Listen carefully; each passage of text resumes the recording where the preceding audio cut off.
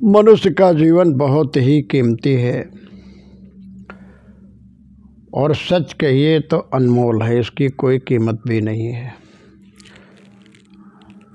अनमोल है, कोई मोल भी नहीं किया जा सकता है। और सबसे ज़्यादा समझदारी हमारी सबसे बढ़िया यही है कि हम इस साधन संपन्न मानव जीवन को पाकर हम कुछ करना चाहते हैं, कुछ बढ़ना चाहते हैं आगे, और कुछ करना हमारा लक्ष्य है कि हम कुछ बन जाएं, कुछ कर दें आगे। तो इसके लिए बहुत ज़रूरी है कि अपने आप को संभाल कर रखना है, अपने आप को संवार करके रखना है। हमारा ध्यान शुद्ध हो, हमारा मन पवित्र हो, हमारी सोच अच्छी हो, सोच हमारी उच्च हो और पवित्र सोच हो। चित्त मन बुद्धि ये सब पवित्र हों, पवित्र कार्य व्यवहार हमारे हों, तभी हम कुछ आगे बढ़ सकते हैं, अपना विकास कर सकते हैं, अपनी उन्नत कर सकते हैं और हम जो बनना चाहते वो बन भी सकते हैं। इसके लिए मजबूत हमें चाहिए कि जीवन में जो हमारी सबसे बड़ी मजबूती है जीवन की, मुख्य हमारा स्तंभ है हमारा चरित्र, उत्तम चरित्र हो। और उत्तम चरित्र तभी बन पाएगा जब ब्रह्मचर्य व्रत को हम पूरी तरह से पालन करें। ब्रह्मचर्य जो है वह हमारे शरीर में एक ऐसा तत्व है जिसकी रक्षा सुरक्षा करने से हमारे जीवन की इमारत बढ़िया बनी रहती है। जैसे मकान बड़ा सुंदर हो, बनाया जाए, लेकिन उसमें ईंटें ही तो जोड़े जाते हैं, कंकड़ पत्थर जोड़े जाते हैं, उनमें मसाला ठीक नहीं है, सीमेंट अगर ठीक नहीं है तो वो इमारत हमारी रुक नहीं सकती है, टिकाऊ नहीं हो सकती है।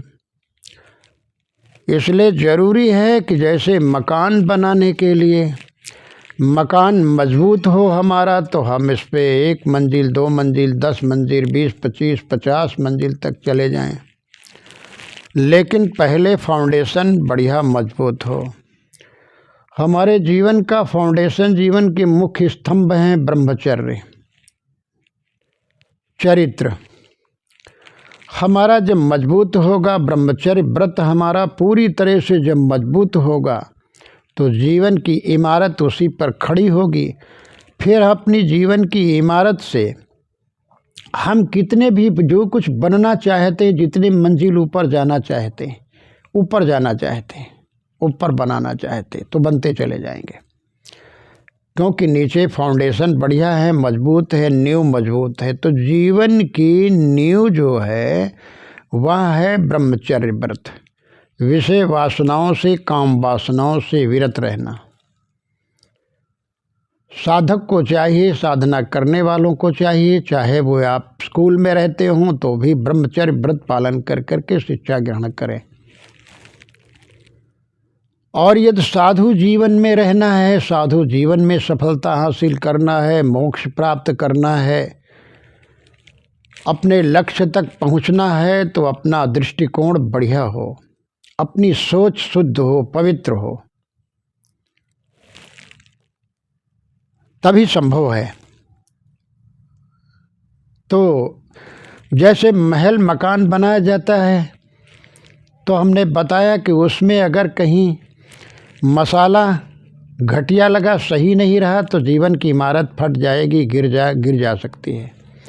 इसी तरह हमारा जीवन भी ठीक से चल नहीं पाएगा यदि ब्रह्मचर्य व्रत पालन हम ठीक से नहीं करते हैं। शरीर मजबूत नहीं होगा, मन हमारा शुद्ध और मजबूत नहीं होगा। मन बलशाली हो, स्वच्छ और पवित्र हो, सोच अच्छी हो, तभी तो हम आगे कुछ कर सकते हैं। इसलिए पहले के जो महापुरुषों ने जो 25 वर्ष तक ब्रह्मचर्य व्रत पालन करने के लिए जो नियम बनाए थे वो बहुत ही अच्छे थे कि 25 वर्ष तक ब्रह्मचारी रहो, गुरु गृह में पढ़ो। पढ़ाई कहाँ होती थी? एकांत में, जंगलों में, जहाँ कोई हो हल्ला नहीं है, जहाँ किसी तरह के कोई राग वाले शब्द नहीं आते हैं। वह सादे लिबास में रहना, गाय के खुर भर चोटी रखवाते थे, वस्त्र वलकल वसन पहनाते थे, चटाई पर लेटना होता था, कुसकी चटाई पर लेटना होता था, कुसकी चटाई पर बैठ करके भजन करना होता था, ध्यान साधना और पढ़ाई करनी होती थी।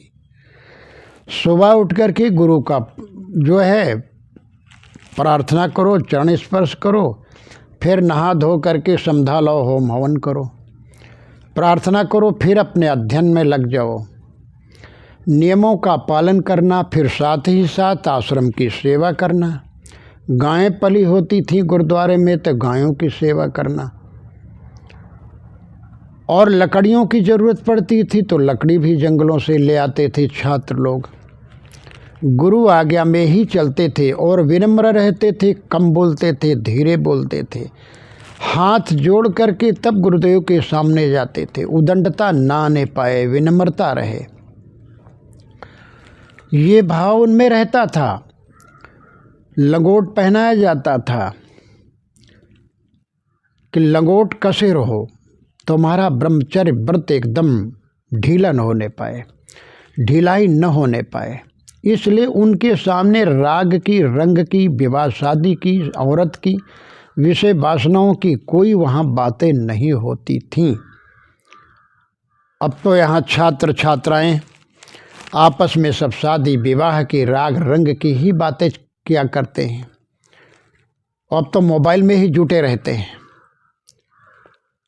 तो राग रंग की बातें ना आने पाए तो उसमें पढ़ लिख करके इतने महान बनते थे, बलवान हो जाते थे, शरीर से बलवान, मन से बलवान। जब 25 वर्ष तक ब्रह्मचर्य व्रत पालन करने के बाद शरीर मजबूत हो जाता था, मन मजबूत हो जाता था, और पूरी तरह से जब वे योग्य हो जाते थे शादी के, तब वे शादी करते थे। तो वो भी गुरु की आज्ञा के पालन के हेतु गुरुदेव से आज्ञा लेते थे। और उनका जब रुझान जिधर होता था, यदि साधु होना है तो साधु जीवन में रहते थे। हमारा मन नहीं चाहता अब हम सादगी जीवन, हम ऋषि या साधु जीवन अध्ययन करके के कुछ संसार का कल्याण करेंगे, अपना कल्याण करेंगे, मोक्ष प्राप्ति करेंगे, भगवान का भजन करेंगे। और कुछ लोगों का जिनका रुझान होता था, जिनका मन होता था कि हम गृहस्थी में बंधे, तो 25 वर्ष के बाद गृहस्थी में बंधते थे। तो मजबूती से ब्रह्मचर्य व्रत पालन करने के बाद जब गृहस्थी में जाते थे तो मनुर्भोजन या दव्यम जन्म, तो ऋषि कहते थे पहले तुम सही मनुष्य बन जाओ, ब्रह्मचर्य व्रत धारण करके मजबूत हो जाओ, तो गृहस्थी में जाओगे तो अच्छी सी गृहस्थी चलाओगे, अच्छे संतान पैदा करोगे, संस्कारी संतान पैदा होंगे, बलवान बुद्धिमान शुभ संस्कारी पुत्र पैदा होंगे, संतानें पैदा होंगे। और यदि तुम ब्रह्मचर्य व्रत 25 वर्ष तक पालन करने के बाद यह त्याग, वैराग और भक्ति और भजन में जुटोगे तो पूरी तरह से, पूरी ताकत और पूरी निष्ठा से फिर अपने मंजिल तक पहुँचोगे। मोक्ष, कल्याण, भगवान की प्राप्ति, मोक्ष की प्राप्ति, सत्य की प्राप्ति हो जाएगी तुम्हें। तो इस तरह लगते थे लोग। हमारा आपका सबका ध्येय होना चाहिए तो 25 वर्ष तक नहीं, साधु जीवन को और गृहस्थ जीवन को पूरी तरह से ब्रह्मचर्य व्रत पालन सबको करना चाहिए। संयम नियम से गृहस्थी में रहो, समय समय से, और संतान होने पर बिल्कुल, जब संतान 1-2 हो जाए तो ब्रह्मचर्य व्रत दोनों को पालन करना चाहिए।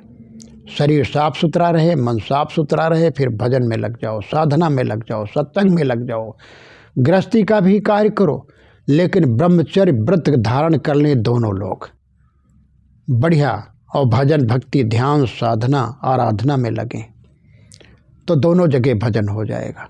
और साधु जीवन है तो जिंदगी भर के लिए ब्रह्मचर्य पालन करते रहो। तो हमने बताया कि जैसे मकान में मसाला गलत लगेगा घटिया तो मकान नहीं चलेगा, गिर जाएगा, ढह जाएगा, उसके ऊपर कोई इमारत नहीं बन सकती है। इसलिए जीवन का सबसे बड़ा फाउंडेशन, मजबूत खंभे हमारे कौन है? ब्रह्मचर्य व्रत है। तो जैसे कि इसी तरह शरीर में हमारे एक समझ लो कि मसाला है हमारा ब्रह्मचर्य व्रत, जिसे हम कहते हैं वीर्य, जो एक चिकना पदार्थ होता जो हड्डियों में के बीच में रहता है, नलियों में रहता है, और उसी से हमारी हड्डियां, हमारा शरीर मजबूत होता है। और नहीं तो विषय वासना में इसे निचोड़ देंगे, नष्ट कर देंगे तो शरीर खोखला हो जाएगा, जीवन की इमारत ढह जाएगी बहुत जल्दी, बुढ़ापा बहुत जल्दी ये घेर लेगा, या तो बीमारी आए या तो ब्रह्मचर्य व्रत की कमी होगी, तो तमाम रोगों से ग्रसित हो जाएंगे, शरीर खंखर भया पलाश हो जाएगा, कुछ नहीं हो पाएगा। जितने हौसले हैं, जो कुछ हम करना चाहते हैं वो भी हम नहीं कर पाएंगे। इसलिए अपने जीवन की जो बहुत कीमती चीज़ है वह है ब्रह्मचर्य, वो नष्ट न होने पाए। ज़रूर ध्यान रखो, कतई हमारी ऐसे फोटो भी न देखो जिनसे मन मलिन हो जाए, ऐसे वस्त्र भी कामिक वस्त्र न देखो जिनसे मन मलिन हो जाए, ऐसी किताबें ना पढ़ो, ऐसे गंदे साहित्य, भद्दे साहित्य, अश्लील साहित्य, अश्लील वाणी भी ना पढ़ो, न सुनो, जिससे कि मन हमारा पतन की ओर जाए, हमारे संस्कार गलत हो जाएं। ये ध्यान रखना है। जितने भी ब्रह्मचर्य जीवन पालन करने वाले साधक हैं, साधिकाएं हैं, और जितने छात्र छात्राएं हैं, कुछ बनना चाहते, कुछ करना चाहते हैं, तो अपने जीवन के बारे में, ब्रह्मचर्य के बारे में ध्यान दें। प्राणपण से हम पालें। यदि मंजिल हमको पहुंचना है तो बीच में अटको फटको नहीं, इधर उधर जंगल झाड़ी में फिर चलते रहो, अपने ही रास्ते को देखो, आगे रास्ता ही हो। तुम्हारा लक्ष्य से, अगर तुम अपने लक्ष्य से भटक गए तो रास्ता भटक जाएगी, फिर मंजिल मिलेगी नहीं, बीच में ही जीवन समाप्त हो जाएगा। वैसे जीवन की यात्रा पता नहीं कब समाप्त हो जाए, तो ज़रूरी है कि मजबूती के साथ, तो इसके लिए ज़रूरी है सत्साहित्य अध्ययन करना, संतों का सत्संग करना, मनन चिंतन करना, ध्यान में बैठना, साधना में बैठना, अपने आप को गढ़ते छीलते रहना कि हमारा मन गलत ओर तो नहीं जा रहा है, हम अपने लक्ष्य से अलग तो नहीं जा रहे हैं, हम अपने कर्तव्य कर्म से कहीं भटक तो नहीं जा रहे हैं, मन हमारा जाने न पाए। ध्यान में बैठो तो भी यही ध्यान रखो कि मन हमारा कहीं गलत दिशा में तो नहीं जा रहा। मन को निरंतर देखना है, उसी पर लक्ष्य रखना है।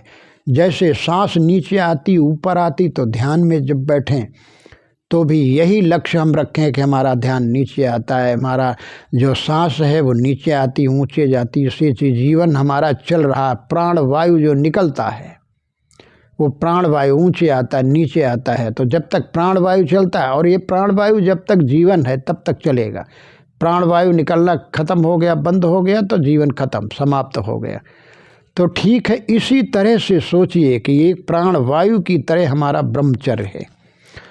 इसको हम देखते रहें कि कहीं हम अपने ब्रह्मचर्य व्रत से इधर उधर न जाएं, ब्रह्मचर्य व्रत हमारा खंडित न होने पाए। इसके लिए निरंतर सत्संग करो, स्वाध्याय करो, संत पुरुषों के दर्शन करते रहो, चिंतन मनन करते रहो, गलत चिंतन न हो, गलत मनन न हो, गलत की तरफ मन हमारा ना जाए। हम जो प्राप्त करना चाहते, जो बनना चाहते, हमारा लक्ष्य उसी में रहे, और वही किताबें अध्ययन करें। ऐसे ही महापुरुषों के फोटो अपने घर में रखें, जिनसे कि हमारा मन और बलवान हो और आगे की तरफ जाए, और हमारे साधना में जो है वो सहायक हों। ऐसी किताबें, ऐसे चित्र, ऐसे महापुरुषों के दर्शन करो, जिससे, ऐसे महापुरुषों की वाणी पढ़ो, जिससे कि हमारे जो ब्रह्मचर्य व्रत में, हमारे लक्ष्य में वो सहायक हों, हमारे मार्ग में सहायक हों, संबल हों,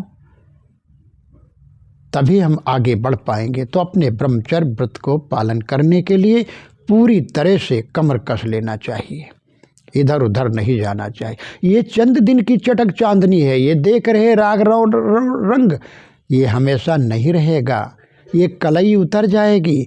ये जवानी की मस्ती 4 दिन की है, बलवान मन होता है, बलवान इंद्रिय हो जाती हैं। उस समय हमें ज़्यादा संभालना है, ज़्यादा संभलने की आवश्यकता है।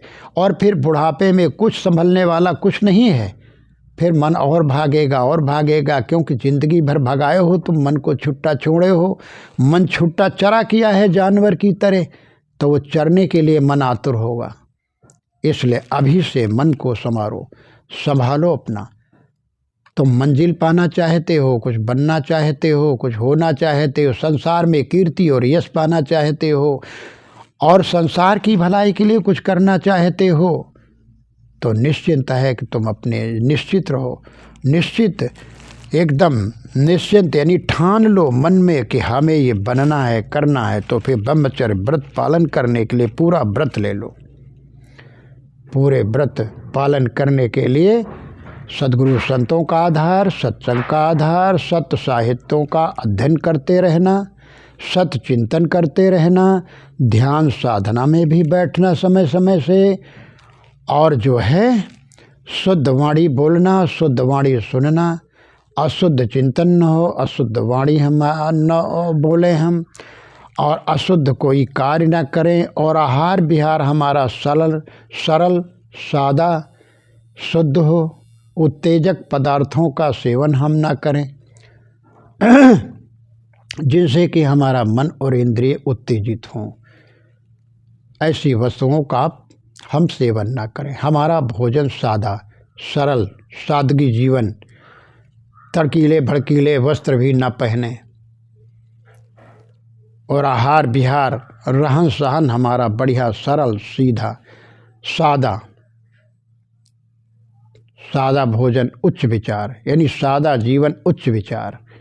ये गांधी जी भी कहा करते थे कि हमारा सादा जीवन और विचार हमारे बड़े ऊंचे हो। एक बार इंदिरा जी ने एक भाषण में कहा था, मैं सुना, आई थी बाराबंकी में किसी मिल की नींव डालने के लिए, शिलान्यास करने के लिए आई थी। तो वहाँ पर उन्होंने बोला कि देखिए, दूरदृष्टि, कठिन परिश्रम, दूरदृष्टि, पक्का इरादा, कठिन परिश्रम, निश्चित सफलता, ये 4 सूत्र लोगों को सिखाए थे कि तुम्हारी दृष्टि दूर हो, नज़दीक ना हो। नज़दीक दृष्टि क्या है? भोग वासना, कि ये वस्तुएं हो जाए, वो पत्नी हो जाए, वो घर हो जाए, वो मकान हो जाए, वो इसमें भोगें, वो इसमें ऐशो आराम के साधन हो, और इसमें मौज मस्ती करें, बस यही जीवन है। तो ये मानो नज़दीक दृष्टि है, ये निम्न दृष्टि है। ये तो सभी लोग घर घोंसले बना लेते, पशु पक्षी जानवर वगैरह, कुछ न कुछ अपने ऐशो आराम के साधन हर आदमी जुटा लेता है, और इसी में जीवन हमारा समाप्त हो गया तो पशु पक्षियों से और हमारे में क्या फ़र्क रहेगा? इसलिए दूरदृष्टि हमारी हो, बहुत दूर तक पहुंचने की दृष्टि हमारी हो। तो जब बहुत दूर दृष्टि हमारी होगी, दूरदृष्टि,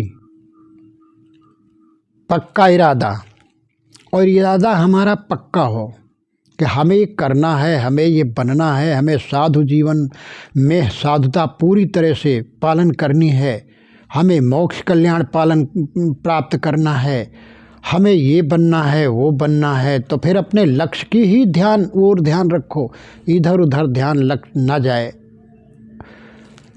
तो कठिन परिश्रम, फिर साथ ही साथ कठिन परिश्रम करो, मेहनत करो, सेवा करो। घर में रहो तो सेवा करते रहो, जानवर बंधे हैं, पशु गाय भैंस, उनकी भी सेवा करो, माता पिता की सेवा बड़े बूढ़ों की सेवा करो, तो विनम्रता बनी रहेगी, उदंडता नहीं आएगी।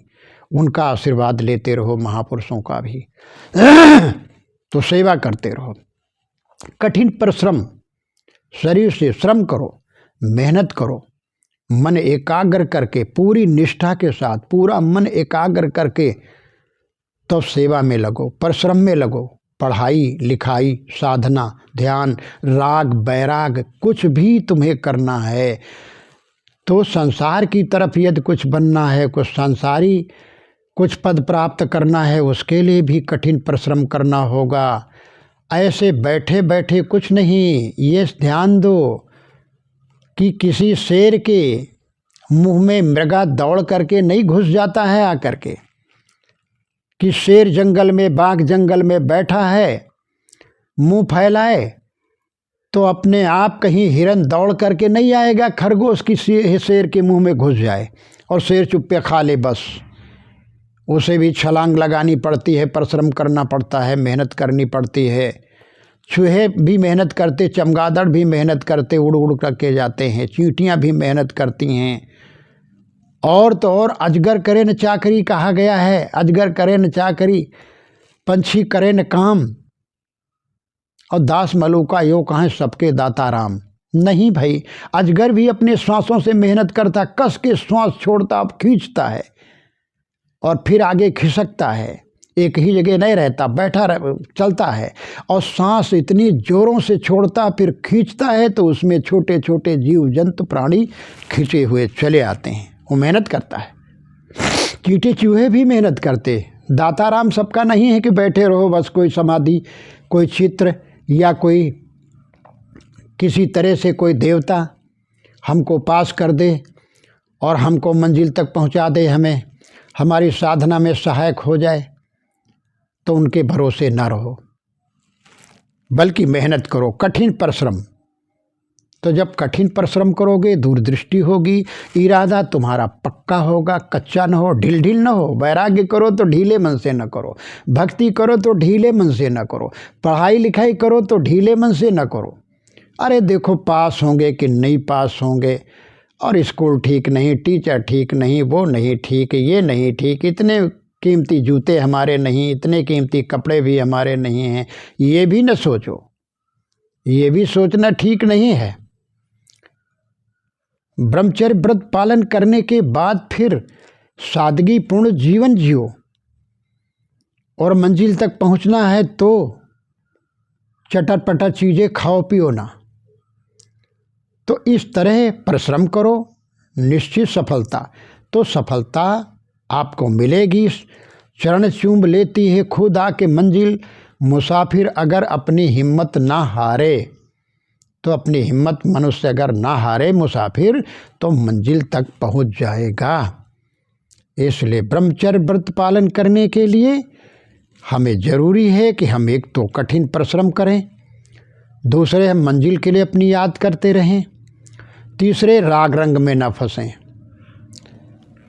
जल्दी शादी न करें, विवाह फंक्शन में बहुत कम जाएं, और सोचे भी नहीं जल्दी। यदि तुम्हें कुछ बनना है, कुछ प्राप्त करना है, इसलिए ब्रह्मचर्य व्रत पालन करने में हम कोताही न करें, ढिलाई न करें, इधर उधर हमारा मन भटक न जाए, बहक ना जाए, ये ध्यान देते रहो। ये काम वासना आदमी को पागल बना देती है, आदमी को क्या नहीं कर देती। आया है एक श्लोक में, कामी पुरुषो भयो न लज्जा। कामी पुरुष को जब काम वासना सवार हो जाती, उसका बार बार जब चिंतन व्यक्ति करता है, तो मानो वो अंधा हो जाता है। ना वो लोक को देखता है कि संसार के लोग हमें क्या कहेंगे, थूकेंगे, थू थू करेंगे, हमारी बेइज्जती होगी, हमारे कुल की, हमारे घर की, हमारे समाज की, हमारे गांव की, हमारे अपनी तौहीनी होगी। तो जब काम वासना रूपी भूत जब व्यक्ति के ऊपर, किसी के ऊपर, स्त्री पुरुष के ऊपर सवार हो जाता है, तो मानो वो अंधे बन जाते हैं। अपनी मर्यादा का ध्यान नहीं रहता है, माता पिता की मर्यादा का ध्यान नहीं रहता है, पागल से बन जाते हैं। कामी पुरुषो भयो न लज्जा। तो पुरुष ही नहीं, स्त्रियां भी जब काम वासना बसंधी हो जाती हैं, लड़कियां, और तो और लड़के बच्चों वाली भी अंधी हो जाती हैं। छोटे छोटे लड़के बच्चों को 4-4, 5-5, 6-6 लड़के होने के बाद भी वो पागल हो जाती हैं। धनी के घर से निकलकर निर्धनों के घर में चली जाती हैं, मजदूरी करती हैं, जा कर के कटे फटे वस्त्र वहाँ पहनती, इतनी पागल हो जाती हैं, इतने काम नशे में। अरे काम नहीं, यह काल है। काम अपरबल वीर, जम उमगत है देह में ज्ञानिन करत अधीर। सदगुरु श्री पूर्ण साहेब जी वैराग शतक में कहते हैं, काम नहीं या काल है, तुम्हारी मौत है। ये काम वासना मौत है, मृत्यु है। कितने लोग काल के गाल में जल्दी समा जाते हैं, तौहीनी होती है, जेल में जाते हैं, कत्ल कर डालते हैं, मरवा डालते हैं, मार डालते हैं। कितनी औरतें अपने सगे संबंधियों को मरवा देती यदि उनके बीच में कोई बाधा डाला। उनके काम वासना में कोई भी आड़े आ गया तो उसको वो रखते नहीं हैं, इतने अंधे हो जाते। तो सही ऋषि ने कहा है कि कामी पुरुषो भयो न लज्जा। कामी पुरुष को न जेल की, न फांसी की, न सजा की, न मरने की, न संसार की, न अपनी, न दूसरों की मर्यादा का ध्यान नहीं रहता और भय भी नहीं रहता।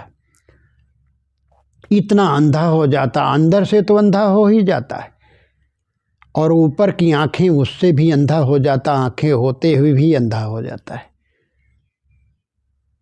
तो इस अंधेपने में कितने लोग सब नष्ट हो जाते हैं। माता पिता बर्थडे मनाते हैं, खुशी खुशहाली मनाते हैं, मुंडन करते हैं, फिर मुंडन करते हैं, फिर बर्थडे हर समय हर साल मनाते हैं कि मेरा भैया मेरी बिटिया, अपनी बिटिया का बर्थडे मनाते, खूब तालियां बजाते, खूब आशीर्वाद देते हैं। लेकिन जब वो जवान हो जाते हैं, जवान हो जाती हैं लड़कियां और लड़के बहुत से ऐसे हैं, और माता पिता खूब पढ़ाते हैं, हम अपनी बिटिया को डीएम बनाएंगे, डॉक्टर बनाएंगे, मिनिस्टर कमिश्नर बनाएंगे, जज बनाएंगे अपनी बिटिया को, हर अपने बेटे को। और जब उनके ऊपर काम भूत सवार हो जाता है तो इतने अंधे हो जाते कि अपनी माता पिता की जो कामनाएं हैं, जो सपने हैं, वो सब धूल दूषित कर देते हैं और पता नहीं कहाँ कहाँ किसके किसके साथ वो ऐसे फुर्र हो जाते हैं सारी कामना। और ये नहीं सोचते कितना जो है हमारी खुशी मनाई, कितना खर्च किया मेरी पढ़ाई में, लालन पालन किया, पढ़ाया लिखाया, कितनी उम्मीदें बांधे थे। तो ये महाजघन्य पाप अपराध है। ये थोड़े दिन की चांदनी जवानी थोड़े दिन की है। ये गालों में झुर्रियाँ पड़ जाएंगी, शरीर सब लटक जाएगा, बेकार बदसूरत हो जाएगा, मक्खियाँ भिनकेंगी। एक दिन बदसूरत होने पर तुम ही अपने हाथ से अपने आईना लेकर के देखोगी तो फूटे घर जैसा, खड़हर घर जैसा, फिर ऊपर से रंग रोगन चाहे जितना मेकअप करो लेकिन कुछ नहीं हो पाएगा। याद रखो, कितना भी काले बालों, कितना भी सफ़ेद बालों को तुम काले करते रहो, कलई चढ़ाते रहो, लेकिन जवान नहीं हो पाओगे। तब कोई पूछेगा भी नहीं। जिनसे तुम प्यार करते हो, जिनके ऊपर न्यौछावर हो, वो तुमको घास नहीं डालेंगे, तुम्हें सड़े गले मुर्दे की तरह घृणा करेंगे। इसलिए मैं किसी की सूरत पर, रूप पर इतना न मर मिट जाओ। अरे इसके अंदर जैसे टट्टी लैट्रिन आजकल बनती है ना, तो घरों में तो इतनी चिकने पत्थर नहीं लगाए जाते हैं, इतने खूबसूरत फूल बने होते हैं, उसमें तमाम जानवर बने होते हैं। वहाँ देखो कितने चिकने पत्थर, लैट्रिन में इतने सुंदर पत्थर लगाए जाते हैं, इतना बढ़िया सुंदर लैट्रिन को बनाया जाता है, बढ़िया चिकना चुपड़ा, बहुत सुंदर। और उसके अंदर जाओ तो है क्या, लैट्रिन का घर है, उसके अंदर टट्टी पेशाब के अलावा क्या है। तो ये शरीर मानो लैट्रिन है, लैट्रिन। ये सुंदरता ऊपर से चमक दमक है, इसके अंदर मांस है और खून है, हड्डी है, टट्टी भरी है, नाक थूक भरा है, मलमूत्र भरा और क्या भरा इसके अंदर। और उस टट्टी घर को देख करके लोभ जाते हो, इस चमड़े को लोभ जाते हो। सुंदर देही देख के मत कीजिए अनुराग, सुंदर शरीर देख करके अनुराग मत करो, ना खींचो उनकी तरफ, ना जाओ। सदगुरु कहते हैं, मड़ी न होती खाल जो जीवत खाते काग। अरे इसकी सुंदरता तुम देखते हो, और जो मड़ी न होती इस पर से खाल तो जिंदा ही सब कौवे खा जाते। तो इस तरह ध्यान दो, किसी के दस्त आ जाएं, 4-5 दस्त आ जाएं, 10-20 दस्त आ जाएं, फिर उसकी सुंदरता देख लो कैसी फक हो जाती है। सेहत कहाँ चली गई, दुर्गंध शरीर से आने लगती, 2-4 दिन न नहाओ, सेहत सब बर्बाद हो जाती। वो कहाँ गई सुंदरता, वो सब कहाँ चली जाती। सड़ा शरीर बसाने लगता, दुर्गंध देने लगता। याद रखो, जानवर तो फिर साफ सुथरा रहते, इतनी जल्दी दुर्गंध उनमें नहीं आती गाय भैंस में, पक्षियों में देखो। लेकिन मनुष्य अगर 2-4 दिन कपड़े ना धुले ना नहाए तो सड़े मुर्दे की तरह दुर्गंध देगा, उसके शरीर से आएगी। तो ये दुर्गंध भरे शरीर को, सड़े गले शरीर की तरफ क्यों आकर्षित इतना होते हो? अपने आप को नष्ट कर देते हो। और वह आग है काम आग। जैसे लोग, जैसे जो है पतंगे होते हैं, रूप को देख करके, बल्ब को देख करके लाइट को देख करके, रोशनी देख करके अपने आप को मर मिट जाते हैं, जला लेते, पंख डंक नष्ट हो जाते। ये कामी पुरुष, कामनी, ये भी अपने रूप रंग में, काम वासना में अपने आप को पतंगे की तरह नष्ट कर दिया। क्या पढ़ाई लिखा है, क्या बुद्धि हुई, क्या हुआ जीवन? ये नष्ट करने के लिए जीवन नहीं मिला है। साधन धाम मोक्ष कर द्वारा, पाए न जेब पर लोक समारा। तो जो ये साधन धाम है, इससे साधना भजन कर करके अपना मोक्ष कल्याण प्राप्त करो, अपने पद को प्राप्त करो, जो पद चाहते हो। तो साधना भजन भक्ति कर करके, और मुख्य है जीवन का स्तंभ ब्रह्मचर्य व्रत पालन करना।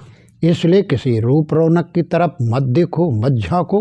ब्रह्मचर्य व्रत पालन करके अपने शरीर को मजबूत रखो, अपने मन को ठीक रखो और अपने कार्य कर्तव्य में लगे रहो।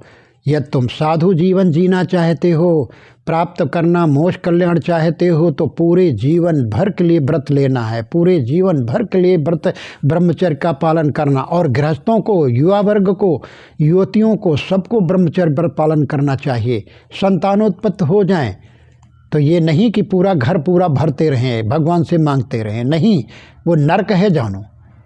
अधिक संतान नरक है, उस नरक में जीवन बीत जाएगा तब क्या कर पाओगे। इसलिए ब्रह्मचर्य व्रत पालन करो। गृहस्थी में रहो तो भी ब्रह्मचर्य व्रत पालन करो। और साधु जीवन, ब्रह्मचारी जीवन, जितने छात्राएं हैं, बच्चे हैं, सब ब्रह्मचर्य जीवन पालन करने के लिए माता पिता को चाहिए। गुरु तो देते ही है शिक्षा, और जो माता पिता हैं वो अपने बच्चों को ब्रह्मचर्य व्रत पालन करने के लिए उनको हमेशा ध्यान देते रहें और उनको उपदेश देते रहें, उनको अच्छे संस्कार देते रहें। जहाँ तक ब्रह्मचर्य व्रत वालों को चाहिए कि अश्लील कैसे, अश्लील जो है हम कोई चित्र न देखें, टीवी न देखें अश्लील, और मोबाइल पर जो है वीडियो जो गंदे गंदे गलत आते उनकी तरफ कभी ध्यान न दें। महापुरुषों के वाणी वचन सुने और अपना मन ठीक रखें, अपने विचार ठीक रखें, अपने आहार भी शुद्ध और स्वल्पाहार और जो है